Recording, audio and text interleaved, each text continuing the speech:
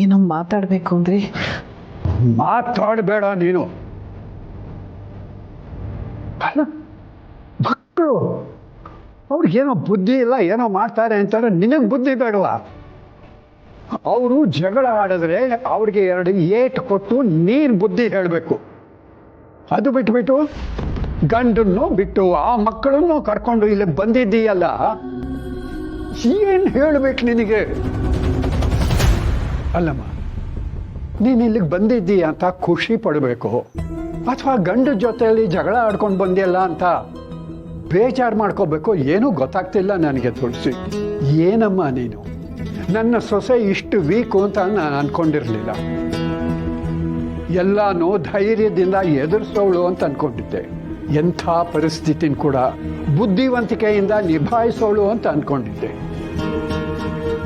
ನೀನು ಸುಖವಾಗಿರಬೇಕು ಅಂತ ನಿನ್ನ ಮಾಧವನ ಮದುವೆ ಮಾಡಿಸಿ ಆ ಮನೆಗೆ ಸೊಸೆಯಾಗಿ ಕಳಿಸ್ಕೊಟ್ಟೆ. ಆದರೆ ನೀವು ಮಾಡ್ತಿರೋದಾದ್ರೂ ಏನು ತುಳಸಿ? ಮೊನ್ನೆ ಅಷ್ಟೇ ಎಷ್ಟು ಖುಷಿಯಾಗಿದ್ವಿ. ಇವತ್ತು ಹಬ್ಬ, ನೀವೆಲ್ಲ ನಗ್ತಾ ನಗ್ತಾ ಹಬ್ಬ ಮಾಡ್ತೀರಾ ಅಂತಂದ್ರೆ ಏನಮ್ಮ ಇದು? ನನ್ಗೆ ಕ್ಷಮಿಸ್ಬಿಡಿ ಮಾವ. ನಿಮ್ಗೆ ಎಷ್ಟು ಬೇಜಾರಾಗಿದೆ ಅಂತನೂ ನಂಗೆ ಗೊತ್ತು. ನಿಮ್ಮ ಕಾಳಜಿನೂ ನನಗೆ ಅರ್ಥ ಆಗುತ್ತೆ. ಈ ಪರಿಸ್ಥಿತಿಲಿ ನಂಗೆ ಉಳಿದಿದ್ದೊಂದೇ ದಾರಿ. ಪರಿಸ್ಥಿತಿನ ಬುದ್ಧಿವಂತಿಕೆಯಿಂದ ನಿಭಾಯಿಸ್ತೀನಿ ಅನ್ನೋ ನಂಬಿಕೆ ನಿಮ್ಗಿದೆ ಅಲ್ವಾ? ಅಷ್ಟು ಸಾಕು ಮಾವ. ಆ ನಂಬಿಕೆ ಇದ್ರೆ ನನ್ನ ನಿರ್ಧಾರ ಸರಿ ಇದೆ ಅಂತ ದಯವಿಟ್ಟು ನಂಬಿ. ಆ ನಂಬಿಕೆ ಏನೋ ಇದೆ ತುಳಸಿ, ಆದ್ರೆ ಹಾಗಂತ ಮನೆನೇ ಬಿಟ್ಟು ಬಂದ್ಬಿಟ್ರೆ ಹಾಗೆ? ನೀವೇ ಹೇಳ್ತಾ ಇದ್ರಿ ಅಲ್ವಾ ಮಾವ, ಕೆಲವೊಂದ್ಸಲ ಕೆಲವು ಘಟನೆಗಳು ನಮ್ಮ ಕೈ ಮೀರಿ ನಡೆದು ಬಿಡುತ್ತೆ, ಕಾಲನೇ ಅದನ್ನ ಸರಿ ಮಾಡುತ್ತೆ ಅಂತ. ಈಗ ನಾನಿರೋದು ಅಂಥ ಪರಿಸ್ಥಿತಿನೇ. ಮಕ್ಕಳ ಸಂತೋಷಕ್ಕೋಸ್ಕರ ನಾನು ಹೀಗೆಲ್ಲ ಮಾಡಬೇಕಾಗಿದೆ. ತಾಯಿ ಆದವಳಿಗೆ ತನ್ನ ಜೀವನ ಎಷ್ಟು ಮುಖ್ಯನೋ ಅದಕ್ಕಿಂತ ತನ್ನ ಮಕ್ಕಳ ಜೀವನ ಮುಖ್ಯ ಅನ್ಸುತ್ತೆ. ಅವಿನ ಮಾಧವ್ ಅವರು ಮನೆ ಬಿಟ್ಟು ಹೋಗು ಅಂದಾಗ ನನ್ನ ಕಣ್ಣೆದ್ರಿಗೆ ಬಂದಿದ್ದು ಈ ಮನೆನೇ. ಅವಿ ನನ್ನನ್ನು ತಾಯಿ ಅಂತ ಒಪ್ಕೊಂಡಿದ್ದಾನೆ. ಅಂಥದ್ರಲ್ಲಿ ಮಗನ ಮನೆಯಿಂದ ಆಚೆ ಕಳಿಸಿ ನಾನು ಅಲ್ಲಿ ಹೇಗೆ ಸಂತೋಷವಾಗಿರೋದಕ್ಕೆ ಸಾಧ್ಯ ಹೇಳಿ?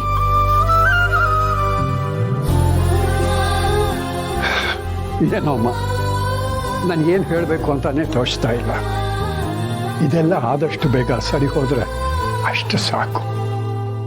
ನೋಡು ತುಳಸಿ, ನೀನು ಯಾವಾಗಲೂ ಸಂತೋಷವಾಗಿರಬೇಕು ಅನ್ನೋದೇ ನನ್ನ ಆಸೆ. ನಿನಗೆ ಎಲ್ಲಿ ಸಂತೋಷ ಸಿಗುತ್ತೋ, ನಿನ್ನ ಮನಸ್ಸಿಗೆ ಎಲ್ಲಿ ನೆಮ್ಮದಿ ಸಿಗುತ್ತೋ.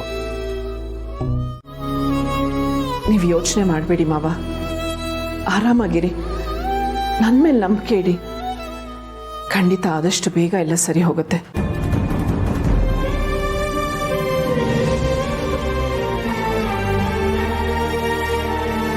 ತುಳಸಿ, ನೀನಿಷ್ಟು ಹೇಳಿದ್ಮೇಲೆ ನಿನ್ನ ಮಾತಿನ ಮೇಲೆ ನಂಬಿಕೆ ಇದೆ ಅಮ್ಮ. ಭಗವಂತ ಆದಷ್ಟು ಬೇಗ ಇವಳ ತೊಂದರೆಗಳಿಗೆ ಒಂದು ಮುಕ್ತಿಗೆ ತೋರ್ಸಪ್ಪ.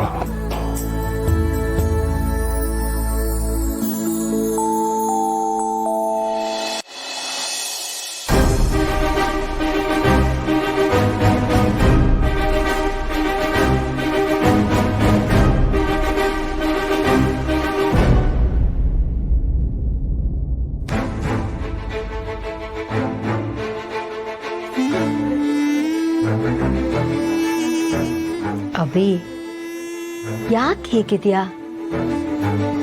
ನಿನ್ಗೆಷ್ಟು ಬೇಜಾರಾಗಿದೆ, ನಿನ್ನ ಮನಸ್ಸಿಗೆ ಎಷ್ಟು ಹಿಂಸೆ ಆಗ್ತಿದೆ ಅನ್ನೋದೆಲ್ಲ ನನಗೆ ಗೊತ್ತು. ಅವಿ ನಿನ್ನಿಂದ ದೂರ ಆಗಬೇಕು ಅನ್ನೋದು ನಿನ್ನ ಉದ್ದೇಶ ಆಗಿರಲಿಲ್ಲ. ಆದರೆ ನಿನ್ನ ಮನಸ್ಸಿನಲ್ಲಿರೋ ನೋವು ಯಾರಿಗೂ ಅರ್ಥನೇ ಆಗಲಿಲ್ಲ. ನೀನು ಅವಿ ಇಬ್ರು ನನಗೆ 2 ಕಣ್ಣುಗಳಿದ್ದ ಹಾಗೆ. ಇಂಥ ಸಮಯದಲ್ಲಿ ನಾನು ಯಾರ ಪರವಾಗಿರ್ಲಿ, ಯಾರನ್ನ ವಹಿಸ್ಕೊಳ್ಳಿ?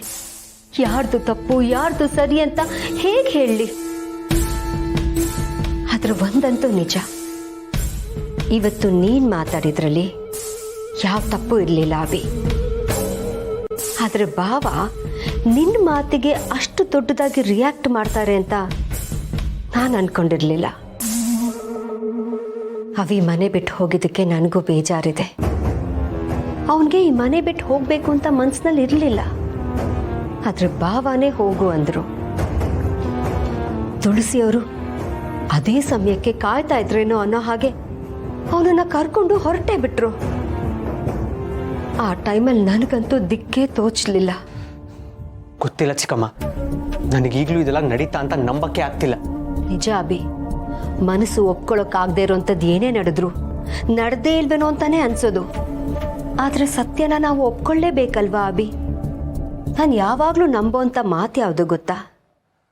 ಆಗೋದೆಲ್ಲ ಒಳ್ಳೇದಕ್ಕೆ ಅಂತ.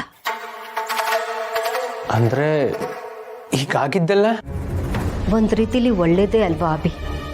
ನೀನ್ ಎಷ್ಟೇ ಹೇಳಿದ್ರು ಅವ್ರು ಮಾಡ್ತಾ ಇದ್ದಿದ್ದ ತಪ್ಪು ಅವ್ರಿಗೆ ಅರ್ಥ ಆಗ್ತಿರ್ಲಿಲ್ಲ. ನಿನ್ನನ್ನಾಗ್ಲಿ ದೀಪಿಕಾನಾಗ್ಲಿ ಕಾಲ್ ಕಸದ ಹಾಗೆ ನೋಡ್ತಾ ಇದ್ರು. ಆದ್ರೆ ಈಗ ಅವ್ರು ಮಾಡಿರೋ ತಪ್ಪು ಅವ್ರಿಗೆ ಅರ್ಥ ಆಗೋಂಥ ಟೈಮ್ ಬಂದಿದೆ.